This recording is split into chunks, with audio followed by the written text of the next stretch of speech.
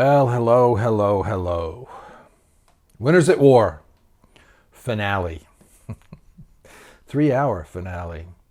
No reunion show. So many thoughts, so many different directions in which I could head. I'll try and talk about some of the individuals, but overall, this episode, this finale, was challenging for me in a number of strong ways. I don't know how many of you would have reacted similarly or even noticed some of what I'm going to talk about, but feel free to comment, as always. Just in general, I want to explain that the majority of my frustration is coming from the direction in which Probst seems to be trying to take the show, and I don't like it. I think it's awful. Beneath that, he is just a superficial prick, and much of what he says in those tribal councils when he becomes self-righteous, etc., is phony. It's just not true. And I liken it, just to give you a sense of how much it bothers me, I liken it to the Hunger Games and those folk that are in power and all their makeup and all their crap, and how they're just spewing expedient nonsense, just saying whatever they think will benefit them, whatever they're imagining, whatever they're delusional about, while still just being bullies and abusive. That's Probst. He really is an awful guy behind the scenes doing really awful things, treating people badly. And he has no respect for the participants of the game.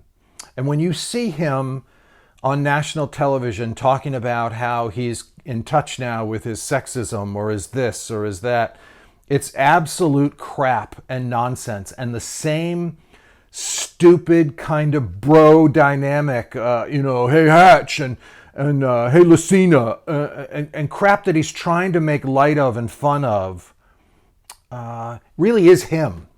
It's grotesque. It's a farce.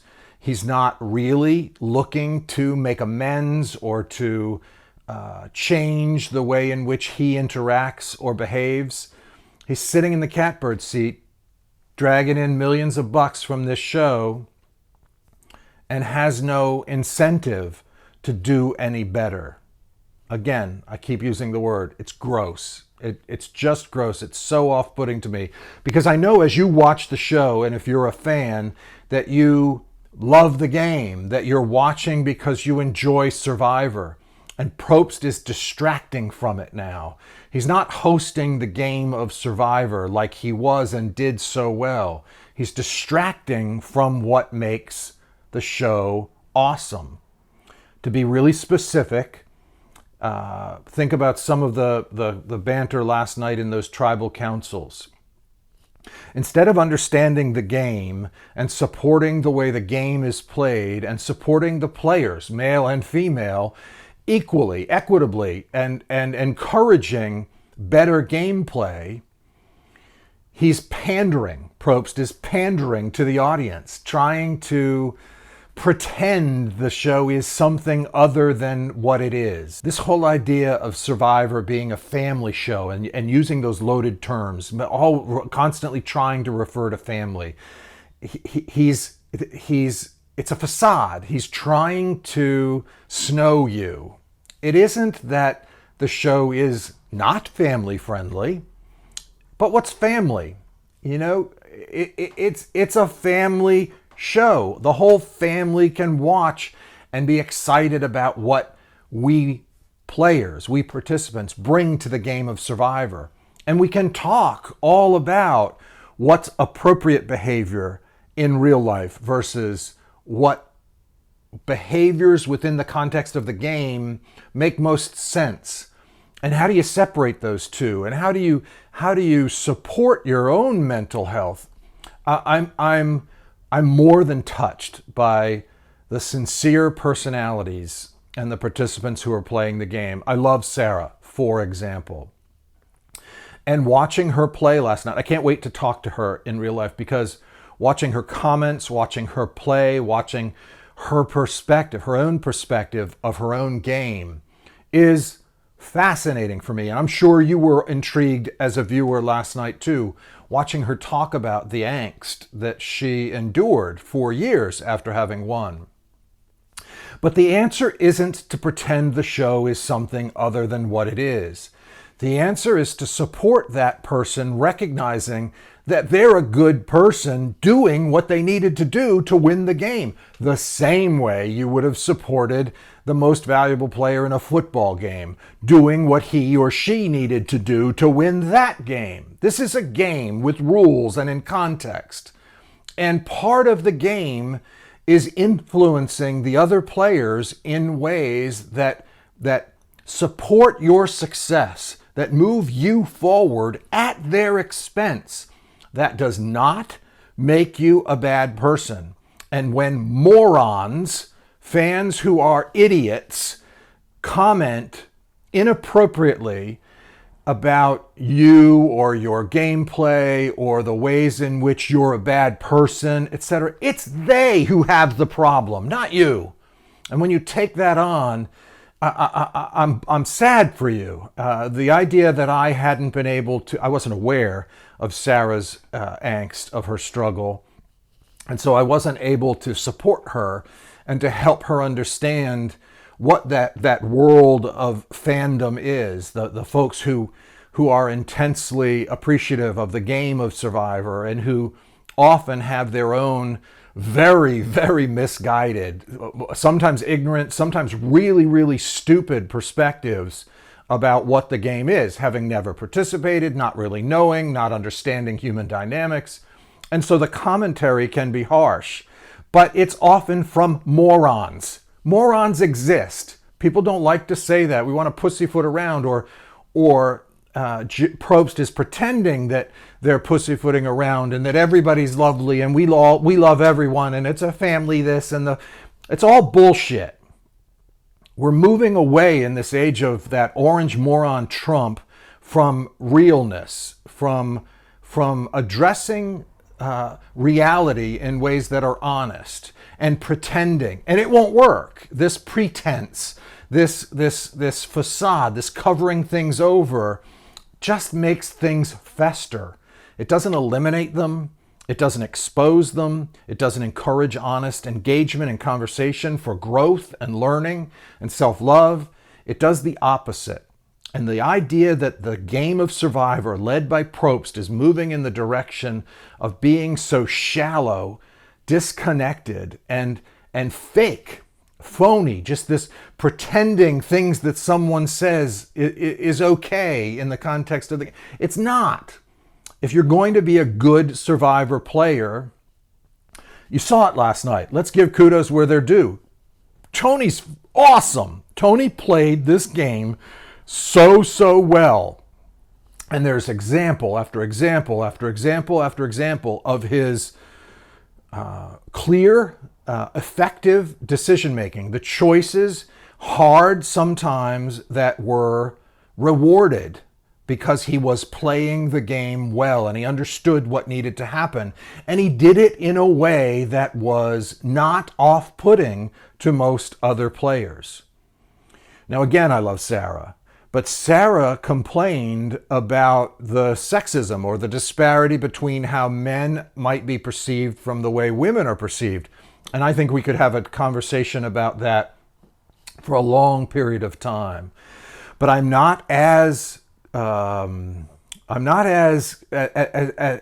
it's not as easy for me to suggest or to accept the idea that it's just about how a man is perceived versus how a woman is perceived. It's also about personal responsibility. So if, for example, her sensitivity is preventing her from playing in a way that is perceived by others maybe as harsh or as more direct, or she used terms like, that women would be thought of as bitches when men would be thought of as good game players. I disagree. I think when women make powerful moves, when they make decisions that are in real life would be perceived as inappropriate, but in the game they move them forward at that other person's expense.